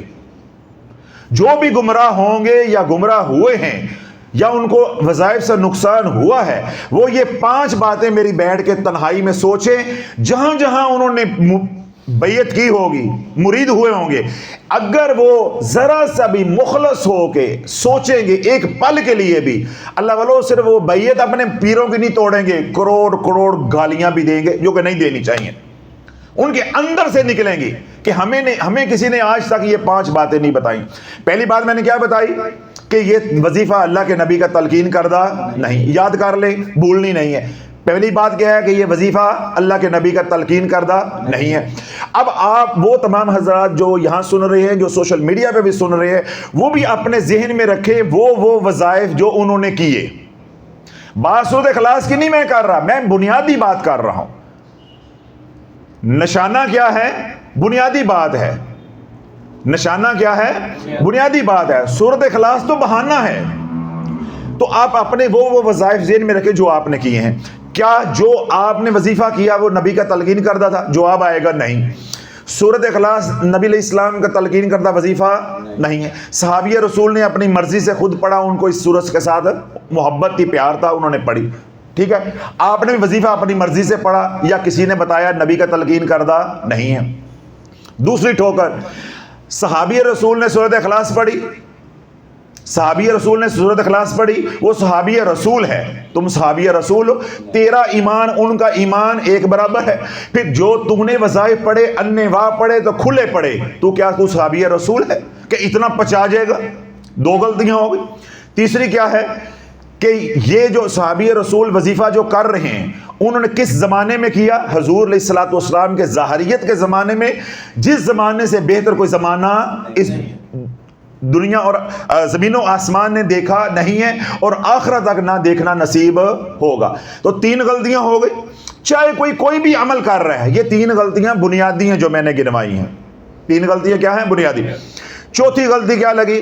صحابہ نے پہلے توبہ کی شرک سے، پھر ایمان لے کر آئے، اس کے بعد گناہوں سے بچتے رہے، گناہوں سے بچتے رہے۔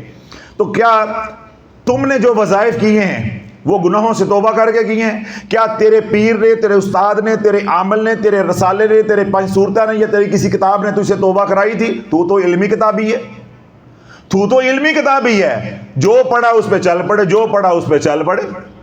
تو اسی طرح علماء میں بھی علمی کتابی پیدا ہو گئے ہیں، تو مریدوں میں بھی علمی کتابی ہیں، لیکن انہیں معلوم نہیں تھا۔ آج میں نے ان کو سمجھا دیا ہے کہ بھائی تم بھی علمی کتابی ہو، تم بھی اسی کی ضروریت ہو۔ کہتے اس کو برا ہو کہ وہ امت میں بگاڑ پیدا کر رہا ہے، حقیقت میں وہ تو کل آیا ہے علمی کتابی کا نعرہ لے کے۔ بدبختو، تم تو صدیوں سے جو امت کو علمی کتابی بنا چکے ہو، تم تو صدیوں سے امت کو جو روحانیت کے مسافر ہیں، پڑھنے پڑھانے والے، ورد و وظائف کرنے والے، اوراد و وظائف کرنے والے، ان کو علمی کتابی بنا چکے ہو۔ کہتے ہیں جی وہ آگے امت میں بگاڑ پیدا کر رہا جو تم نے کیا۔ تو اب یہ کیا ہے کہ انہوں نے سورۃ اخلاص پڑھی دن رات، تو گناہوں کی حالت میں پڑھی یا گناہوں سے توبہ کر کے پڑھی؟ توبہ کر کے پڑھی۔ 4 باتیں ہوگی۔ اپنے اندر سے کیا جواب آ رہا ہے؟ حرام کھائے جاؤ تو سورۃ اخلاص پڑھی جاؤ، رشوت کھائے جاؤ، خنزیر کھائے جاؤ، بہنوں کے حصے کھائے جاؤ، زکوٰۃ عشر کھائے جاؤ، گناہ کیے جاؤ اور سورۃ اخلاص پڑھے جاؤ۔ یہ 4 غلطیاں ہو گئی۔ 5ویں اور آخری جو بنیادی غلطی ہے، صحابی رسول نے سورۃ اخلاص کس کام کے لیے پڑھی؟ محض اللہ کی رضا کے لیے، اپنی آخرت کے لیے، اللہ کے قرب کے لیے، اللہ کی معرفت کے لیے، حضور علیہ الصلوۃ والسلام کی غلامی کے لیے انہوں نے پڑھی۔ اپنے اندر جھانکو، تم جو وظائف کرتے ہو کیا اللہ کی معرفت کے لیے کرتے ہو؟ اللہ کے قرب کے لیے کرتے ہو؟ تم تو دنیا پانے کے لیے کرتے ہو۔ تو اللہ والو آپ یہ بات دیکھو کہ ان صحابی رسول نے، سیدنا معاویہ نے دن رات سورۃ اخلاص پڑھی۔ اللہ نے مقام کیا دیا کہ 70,000 فرشتے جنازے کے لیے اتارے، اپنے نبی سے جنازے کی امامت کروائی، یہ اعزاز بخشے۔ سوال یہ ہے کہ کسی کتاب سے یہ ڈھونڈ کے بتاؤ کہ اتنی سورۃ اخلاص پڑھ کے ان کو دنیا میں کیا ملا؟ باغ ملے کھجوروں کے، مدینہ ان کے نام ہو گیا، کہ 2-4 مربع زمین کے ان کو مل گئے۔ اللہ والو ان کے بدن پہ تو کپڑے پورے نہیں تھے، ان کے تو بدن پہ کپڑے پورے نہیں تھے۔ اللہ والو یہ جو رب کا ذکر ہے یہ تو دنیا کو اتار کے دور پھینک دیتا ہے۔ رب کا ذکر تو دنیا سے پاک کر دیتا ہے، یہ دنیا سے دور کر دیتا ہے اور اللہ اپنے قریب کر لیتا ہے۔ اور ہم نے وظائف کس کام کے لیے کیے؟ دنیا بنانے کے لیے. تو اللہ بولے یہ 5 بنیادی غلطیاں ہیں جن سے ہم برباد ہوئے ہیں، جن سے ہم برباد ہوئے ہیں. آپ صرف سورۃ اخلاص کی بات نہیں کریں گے، وہ میں نے سمجھانے کے لیے کہی ہے. جو وظیفہ آپ کر رہے ہیں، کیا آپ کے ساتھ یہ 5 باتیں ہیں کہ نہیں؟ تو جب 5 باتیں ہیں تو پھر نقصان ہو کرے گا.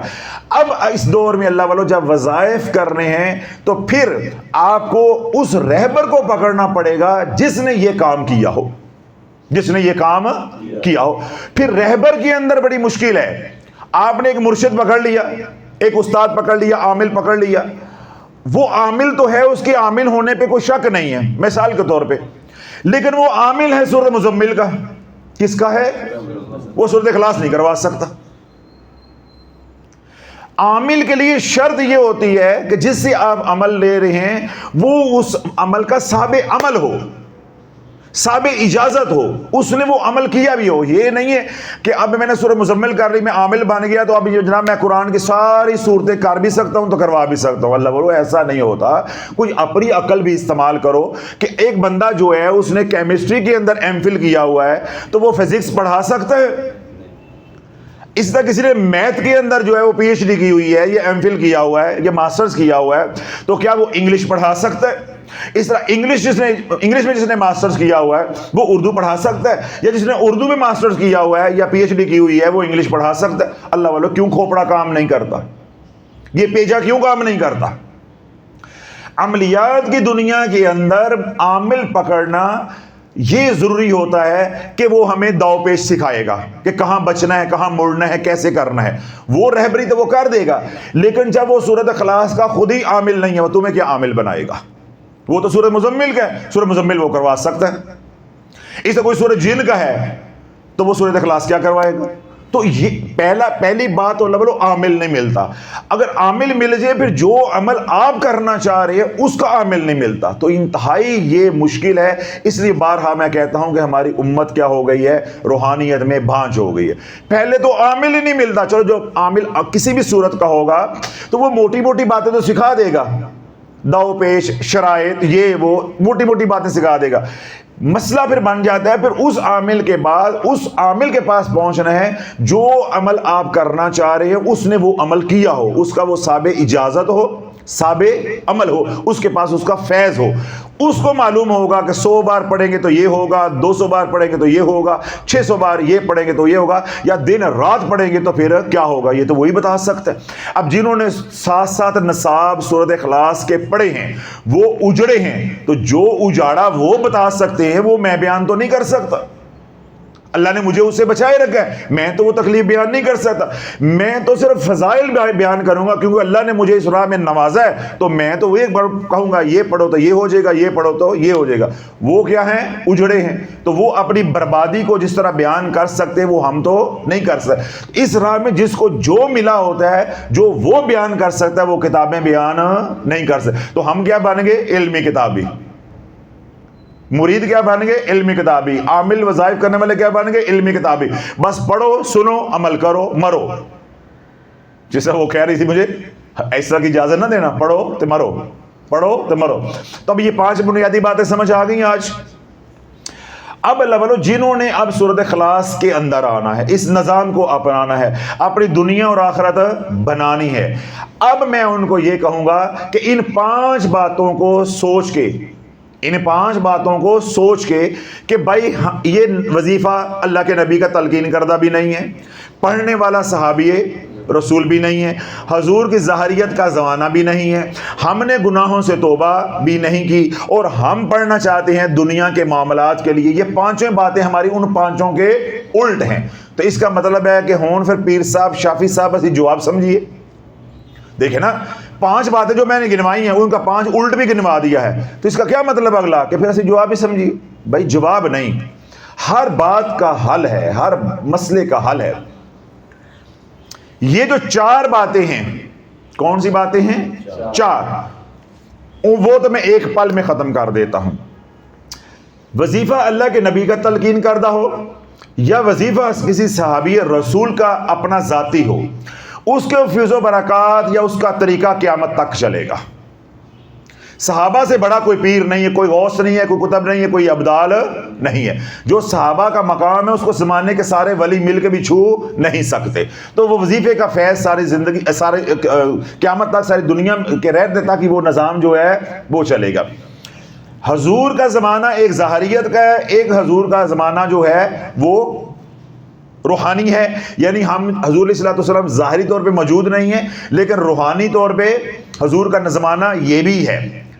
تو کسی پیر کا یا کسی نبی کا ظاہری طور پہ موجود ہونا ضروری نہیں ہے، روحانی طور پہ موجود ہونا ضروری ہے. کیونکہ ہم روحانیت میں آئے ہیں، ہم ظاہریت میں نہیں آئے کہ ہم نے کوئی صحابی نہیں بننا. صحابی بننے کے لیے حضور کا ظاہری طور پہ موجود ہونا شرط ہے. ہم نے صحابی تو نہیں بننا، ہم نے کیا بننا ہے؟ روحانی. یعنی روحانیت ہم نے لینی ہے. تو روحانیت ہمیں ملنی ہے حضور علیہ الصلوۃ والسلام کی روح مبارک سے. تو آپ کی روح مبارک آج بھی موجود ہے، قیامت تک کے لیے موجود ہے. اپنی امت کی تربیت کرنے کے لیے، رہبری کرنے کے لیے وہ تو موجود ہے. تو یہ دونوں باتیں ختم ہو گئیں. یعنی جو ڈر تھا کہ اللہ کے نبی کا تلقین کردہ نہیں ہے یا حضور علیہ الصلوۃ والسلام ظاہری طور پہ موجود نہیں ہے، جب ہم نے صحابی بننا ہی نہیں ہے یا بن ہی نہیں سکتے تو ہمیں اس مسئلے سے پریشان ہونے کی ضرورت نہیں ہے. تیسری بات یہ ہے کہ پڑھنے والے وہ صحابی رسول تھے، وہ صحابی رسول تھے اور امتی تھے. ہم اگر صحابی رسول نہیں، الحمدللہ امتی ہم بھی ہیں، امتی ہم بھی. تین باتیں واضح ہو گئی، تین باتیں واضح ہو گئی. چوتھی بات اور پانچویں بات، چوتھی بات اور پانچویں بات یہ خطرناک ہے. ان کا حل میرے پاس نہیں ہے، ان کا حل آپ کے پاس ہے. میں نے تین کا توڑ آپ کو بتا دیا ہے. ہم نبی کے ظاہری زمانے میں موجود نہیں ہیں، ہم صحابی رسول نہیں ہیں، کوئی مسئلہ نہیں ہے، کوئی مسئلہ نہیں. وظیفہ صحابی کا خود ہے، ہم تو صحابی نہیں، کوئی مسئلہ. تین باتوں کا کوئی مسئلہ نہیں. اگلی دو جو بات نہیں ہے اللہ والے وہ آپ نے کرنی. ایک کہ گناہوں سے توبہ آپ نے کرنی ہے، آپ کے استاد نے، مرشد نے، رہبر نے نہیں کرنی. جب تک گناہوں سے توبہ نہیں کر لیتے آپ روحانیت کی دنیا میں، عملیات کی دنیا میں قدم رکھو گے، یہ دنیا تمہیں لیر اور لیر کر دے گی، اجاڑ کے رکھ دے گی. اسی کا نام رجت ہے، اسی کا نام رجت ہے. یہ دنیا تجھے ویران کر کے رکھ دے گی. تیری زندگی کے اندر سے لفظ دنیا نکل جائے گا، یہ ایسے تجھے ویران کرے گی. پھر ایسا ویران کرے گی کہ سرا نہیں ملے گا کہ ہوا کیا تھا، ساڑھے نال ہو کی گیا ہے. آج لوگ میرے بیانات سن سن کے روتے ہیں، ڈھائیں مارتے ہیں، اور ان کی ایک ہی بات ہے، حضرت صاحب آپ کہاں تھے، آپ پہلے کہاں تھے؟ جب ہماری زندگی کی شام ہو گئی تو اب آپ نے گرجنا شروع کر دیا آ کے. تو میں کیا کہتا ہوں کہ بھائی ہر کام کا ایک وقت ہے، ہر کام کا ایک وقت ہے. جب حکم ہو گیا تو ہم آپ کی خدمت میں حاضر ہو گئے ہیں، جب حکم نہیں ہوگا تو پھر دوبارہ پیچھے ہو جائیں گے. ہم تو اتنی دیر کے لیے ہی سامنے ہیں جتنی دیر کے لیے حکم ہے. نہ ہم پہلے سوشل میڈیا پہ تھے، نہ سوشل میڈیا ہماری ضرورت ہے، اور نہ ہی روحانیت سوشل میڈیا سے ملتی ہے. یہاں سے تو اطلاع ملتی ہے. ہم تو آپ کو اطلاع دینے کے لیے آئے ہیں، انفارمیشن دینے کے لیے آئے ہیں کہ آپ کیوں اجڑ رہے ہیں اور آپ کے اجڑنے کی وجہ کیا ہے. تو چوتھی بات کس نے پوری کرنی؟ آپ نے، کہ گناہوں سے توبہ آپ نے کرنی. پانچویں بات بھی آپ نے کرنی ہے کہ سورۃ اخلاص پڑھنی ہے تو کس لیے پڑھنی ہے؟ دنیا کے لیے پڑھنی ہے یا آخرت کے لیے پڑھنی؟ تو لالا اگر تو سورۃ اخلاص دن رات پڑھنی ہے اللہ کے لیے تو پھر اللہ ملے گا، دنیا نہیں ملتی. جب تک اللہ نہیں مل جاتا، جب اللہ مل جائے گا پھر دنیا بھی مل جائے گی. یہ سارا مضمون سورۃ اخلاص کی زکوٰۃ کیسے دینی ہے یہ وہاں میں بیان کر چکا ہوں. جب وہ بیان اپلوڈ ہوگا یہ میں بات یہیں پہ چھوڑ رہا ہوں، یہ وہاں سے سن لیجیے گا کہ پہلے سورۃ اخلاص تجھے ایسے اجاڑے گی کہ اجاڑنے کا حق ادا کر دے گی. کیا کرے گی؟ حق ادا کر دے گی. اللہ والو ہماری جہالت، ہماری لا علمی کا لیول چیک کریں ذرا. بزرگان کی کتابیں بھری پڑی ہیں، نام اتنے بڑے بزرگوں کا ہے.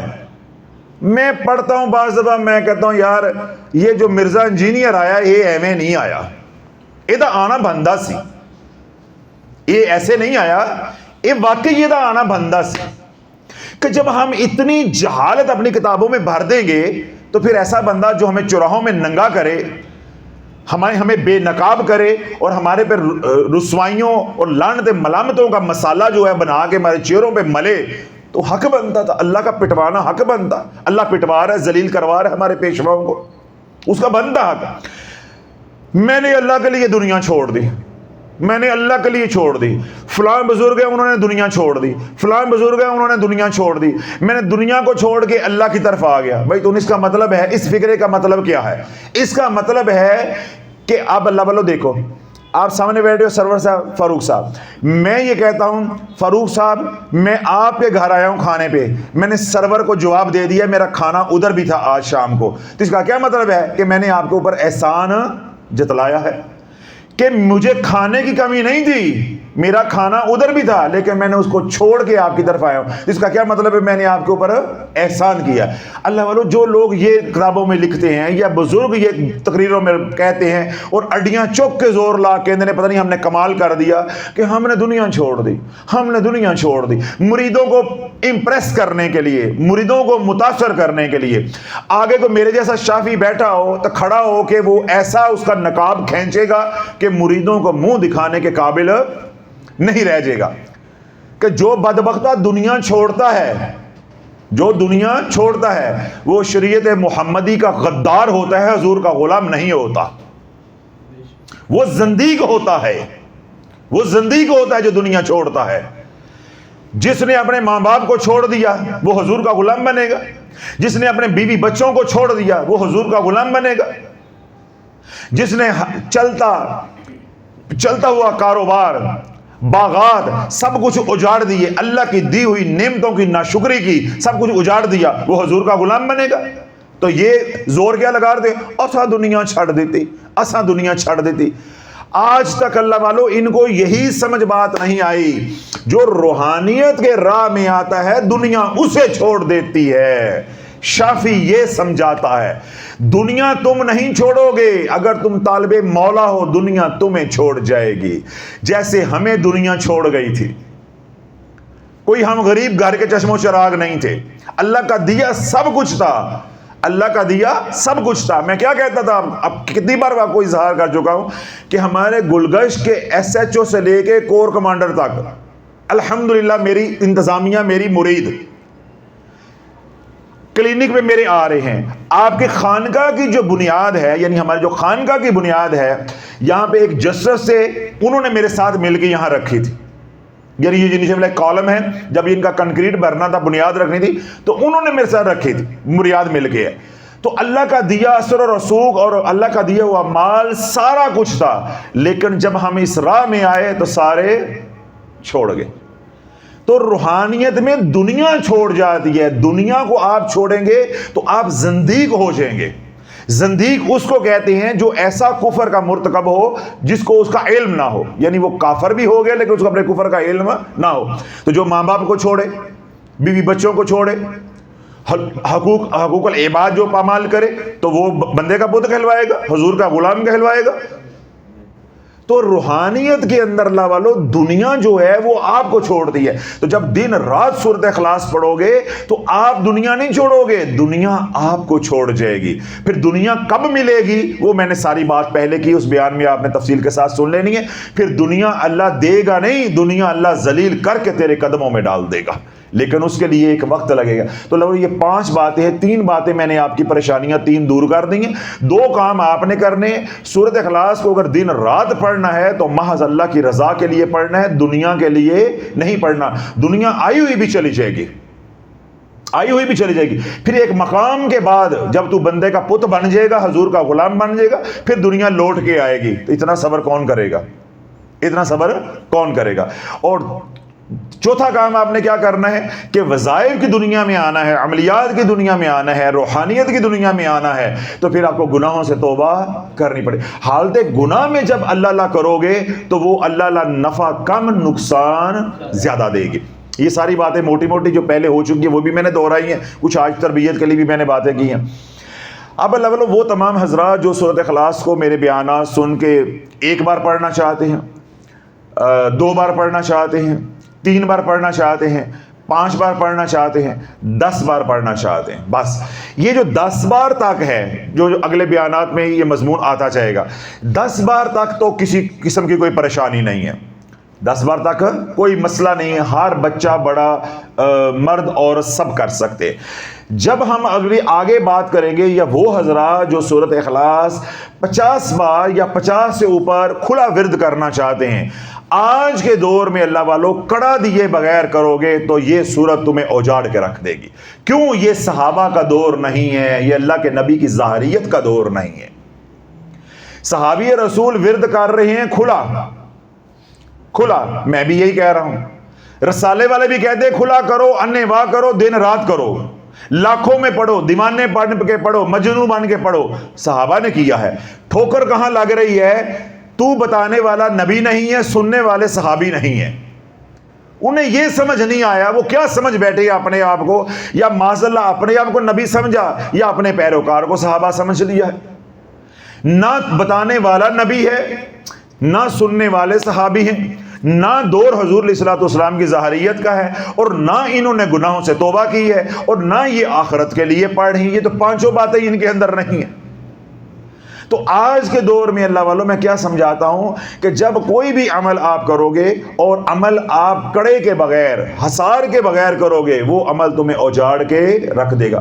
سورۃ اخلاص 1 سے لے کے 10 بار کوئی کڑے کی ضرورت نہیں ہے، عوام پڑھ سکتی ہے، بچے بڑے چھوٹے سب پڑھ سکتے ہیں، مرد اور کسی کو کوئی پوچھنے کی اجازت لینے کی ضرورت نہیں ہے۔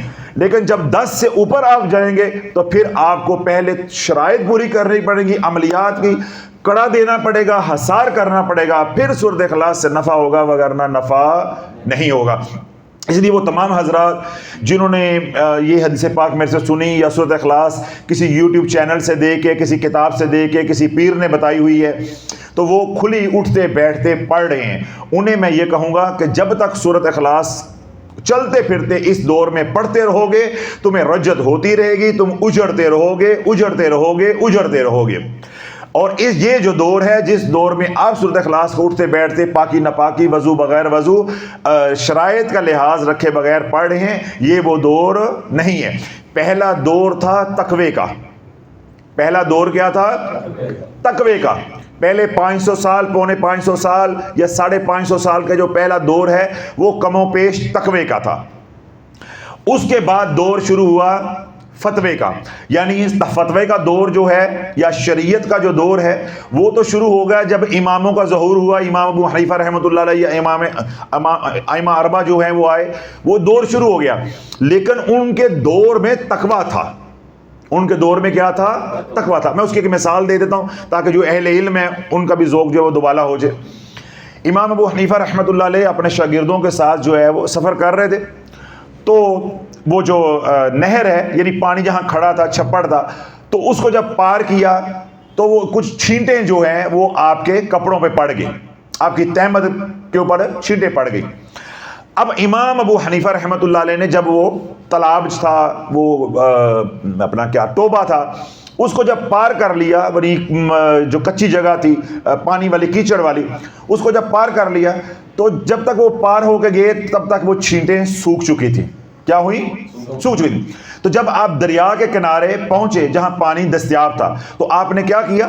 اپنا لباس یعنی لنگی اپنی، تہمت اپنی اتاری اور اس کو دھونا شروع کر دیا، دھو کے سکھایا، پھر پہنا۔ تو شاگردوں نے کہا کہ استاد جی آپ کا حضرت صاحب یہ فتویٰ ہے کہ مٹی جو ہے وہ لگے، یعنی گارا لگے، کیچڑ لگے اور وہ سوکھ جائے تو وہ پاک ہے، وہ نجاست جو ہے وہ پاک ہے۔ تو آپ نے جو ہے ان کپڑوں کو دھویا ہے، دھو کے سکھایا ہے، پھر آپ نے پہنا اور پھر آپ نے نماز پڑھائی ہے، تو اس میں کیا؟ آپ نے فرمایا کہ جو میں نے بتایا ہے وہ فتویٰ ہے، جو کیا ہے یہ تقویٰ ہے۔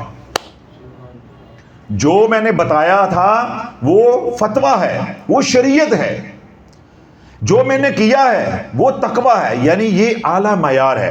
تو ان کے دور میں ابھی تقویٰ تھا، دور فتوے کا شروع ہو گیا تھا لیکن تھا تقویٰ۔ وہ 500 سال کے بعد کم و بیش آخری سانسیں لے کے ختم ہو گیا۔ آگے جو دور ہے وہ مکمل پھر شروع ہو گیا فتوے کا، یعنی جس کو ہم شریعت کا دور کہتے ہیں۔ پہلا دور تقوی کا، اب اگلا دور کیا تھا؟ فتوے کا، یعنی شریعت کا۔ وہ آ کے جو ہے وہ ختم ہو گیا۔ یہ جو مجدد ثانی رحمۃ اللہ علیہ کے دور میں، یعنی یہاں سے 400-450 سال پہلے وہ دور ختم ہو گیا. پھر تو شریعت بھی بوجھ لگنا شروع ہو گئی. اسی کی وجہ سے تو دین الہی ایجاد کیا گیا. اب یہ جو دور چل رہا ہے پچھلے 450-425 سال سے، اللہ بولو یہ دور ہے فسق و فجور کا. یہ دور کس کا ہے؟ فسق و فجور کا ہے، شیطانیت کا دور ہے، دجالی نظام.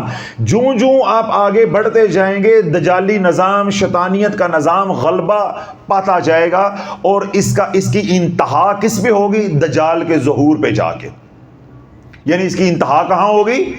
دجال کے ظہور پہ جا کے اس کی انتہا ہوگی. یعنی یہ 1500 سال جو ہے کم و بیش مکمل ہو جائیں گے تو دجال کا ظہور ہو جائے گا. تو پھر کیا ہو جائے گا؟ تقوی کا دور بھی مکمل ہو گیا، فتوے کا دور بھی مکمل ہو جائے گا، اور شیطانیت کا فسق و فجور کا دور بھی مکمل ہو جائے گا. آگے پھر دوبارہ دور شروع ہوگا امام مہدی کا، جس میں یہ قابو کیا جائے گا. پھر 40 سال آئیں گے سیدنا عیسیٰ علیہ السلام پہ، جس میں بہاریں ہوں گی. وہ صرف چھوٹا سا ایک وقفہ ہوگا 40 سال کا. اس کے بعد دوبارہ زوال ہوگا، اور ایسا زوال ہوگا ہر وہ گناہ جو زمانہ جاہلیت میں تھا وہ ہوگا. اللہ کے نبی علیہ الصلوۃ والسلام نے ارشاد فرمایا کہ اگر بنی اسرائیل میں سے کسی نے ماں کے ساتھ زنا کیا تو میرا امتی بھی ماں کے ساتھ زنا کرے گا. اگر دایاں پاؤں بائیں میں پہننا ہے تو یہ بھی دایاں پاؤں بائیں میں پہنیں گے. یعنی ہر وہ کام، ہر وہ شرک، ہر وہ فسق و فجور جو ہے سیدنا عیسیٰ علیہ السلام کے بعد شروع ہو جائے گا. بس اس کے اہتمام کے اوپر قیامت ہوگی. پھر صحابہ نے پوچھا یا رسول اللہ قیامت کب آئے گی؟ تو اللہ کے نبی علیہ الصلوۃ والسلام نے فرمایا کہ جب اس دھرتی کے اوپر کوئی اللہ کہنے والا نہیں رہ جائے گا. اب ساری کہانی سمجھ آ گئی. یہ یوں جا رہا ہے، یوں جا رہا ہے. پھر یہ یہاں آ کے 40 سال کے لیے یہ رستہ ہموار ہو جائے گا، امن ہو جائے گا، کرامات ہوں گی، معجزات ہوں گے، برکتیں ہوں گی، خیریں ہوں گی. دین سارا زندہ ہوگا جیسے صحابہ کے دور میں تھا. ساری بہاریں اللہ عطا کرے گا 40 سال کے لیے. پھر یہ دوبارہ سے زوال شروع ہو جائے گا، دوبارہ سے زوال شروع ہو جائے گا. اور اس کا اختتام کیا ہوگا؟ قیامت پہ. تو اللہ یہ جس دور میں ہم گزر رہے ہیں، میں نے آپ کو وہ حقیقت آپ پہ کھولی ہے کہ یہ دور عافیت والا نہیں ہے، یہ اعمال والا دور نہیں ہے، یہ نیکیوں والا دور نہیں ہے، یہ شیطانیت کا دور ہے. آپ گھر میں وظیفہ کر رہے ہیں، آپ نے گناہوں سے توبہ کر لی ہے، یہ سارے کر رہے ہیں، کر لی ہے. ماحول تو وہی ہے.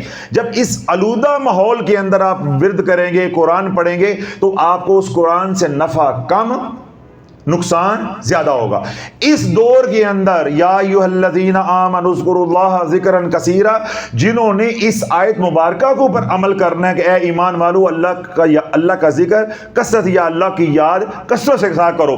جنہوں نے اس قرآن کی آیت کے اوپر صیغہ امر کے اوپر عمل کرنا ہے، ان کے لیے صرف 2 اذکار ہے. یا ایھا الذین آمنوا صلوا علیہ وسلموا تسلیما، کثرت کے ساتھ درود و سلام پڑھیں، اور کثرت کے ساتھ واستغفر اللہ ان اللہ غفور رحیم، اللہ سے بخشش مانگتے رہو.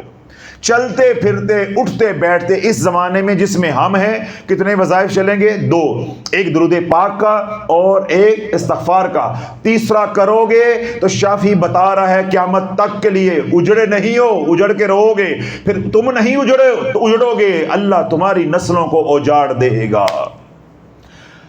اور پھر تمہیں کوئی بتانے والا بھی، نکالنے والا بھی نہیں ہوگا. میں نے کیا بتایا ہے کہ ہر آنے والا دن شیطان کا ہے، ہر آنے والا دن فسق و فجور کا ہے، نیچے ہی نیچے، نیچے ہی نیچے. تو پھر اسی انتظار میں بیٹھے رہو گے کہ ہمیں کوئی رجت میں آ کے نکالے گا. پھر تو بھائی سیدنا عیسیٰ علیہ السلام ہی نکالیں گے. پھر اللہ سے زندگی مانگو، تیری بھی نسلیں کوئی بچ گئی تو وہ سیدنا عیسیٰ علیہ السلام ہی نکالیں گے. اگر امام مہدی کے زمانے میں وہ مرنے سے بچ گئے، یہ جو آج فلسطین میں اللہ والو حال ہو رہا ہے، یہ پورے عرب کا حال ہونا ہے. گاجر مولی کی طرح کٹنا ہے پورے عرب نے. پھر اس کی کوئی شکل، کوئی حیت ہمارے ادھر بھی ہونی ہے 2027 سے پہلے. اس کے بعد یہ سارا نظام چلنا ہے. اس موت کے لیے، عبرتناک انجام کے لیے بھی اپنے آپ کو تیار کر لو. اگر گناہوں سے توبہ نہیں کرنی تو اگر گناہوں سے توبہ کر لیتے ہو تو زمانہ جو بھی ہوگا اللہ حفاظت کر کے دکھائے گا. تو اللہ یہ موٹی موٹی باتیں موجودہ دور کی بھی اور آنے والے دور کی بھی بتا دی ہیں کہ کسی پہ امید نہ رکھنا. اب ہر آنے والا دن شیطان کا ہے، ہر آنے والا دن شیطان کا. اس کی طاقت بڑھتی جائے گی، اس کے پیروکار کی طاقت بڑھتی جائے گی، گناہوں کی تعداد بڑھتی جائے گی، اللہ کرنے والے گھٹتے جائیں گے. یہ کس بات کی دلیل ہے؟ جب اللہ کرنے والے گھٹتے جائیں گے تو بتانے والے بڑھتے جائیں گے. بتانے والے تو آج دستیاب نہیں ہیں. تو اس لیے اگر تو سورۃ اخلاص 1 سے لے کے 10 بار پڑھنی ہے تو کوئی کڑے کی ضرورت نہیں ہے. اس سے زیادہ پڑھنی ہے تو پھر سیکھ کے پڑھو، شرائط کے ساتھ پڑھو، ایک جگہ بیٹھ کے پڑھو اور کسی کو اپنا رہبر بنا کر پڑھو. تو انشاءاللہ یہ بنیادی باتیں آج میں نے پہلے بیان کے اندر ساری کر دی ہیں. آگے جو بیانات ہوں گے اس میں ہم چلیں گے کہ 50 بار سورۃ اخلاص پڑھیں گے تو کیا ملتا ہے، اور اسی طرح 50 سے لے کے 1000 تک پڑھیں گے تو کیا ملتا ہے. پھر 1000 کے بعد پھر ویسے ہی نظام جو ہے وہ فری سٹائل ہو جاتا ہے، اوپن ہو جاتا ہے کہ دن رات پڑھیں گے تو کیا ملتا ہے. یہ ساری باتیں اگلے بیانات میں آتی جائیں گی، لیکن میں نے بنیادی بات بتا دی ہے کہ 1 سے لے کے 10 تک پڑھو گے تو کسی رہبر کی ضرورت نہیں ہے، کسی ہادی مرشد کی ضرورت نہیں ہے، کسی بھی قسم کی شرط کی ضرورت نہیں ہے. جو ہی 10 سے اوپر جاؤ گے نہ چلتے پھرتے پڑھ سکتے ہو، نہ بغیر وضو پڑھ سکتے ہو، اور نہ بغیر حصار کے پڑھ سکتے ہو. پڑھو گے تو پھر جنہوں نے پڑھوائی ہے اور جنہوں نے پھر پڑھی ہے جو ان کا انجام ہو رہا ہے وہ درج چینل کے اوپر آپ ملاحظہ کر سکتے ہیں. تو ان تمام باتوں کو اپنے ذہن میں رکھنا ہے انشاءاللہ، تاکہ پھر اگلا بیان بھی جو آپ کو سمجھ آئے گا. اللہ رب العزت مجھے بھی آپ کو سمجھ کی توفیق عطا فرمائے. سبحان ربک رب العزت عما یصفون وسلام علی المرسلین والحمد للہ رب العالمین.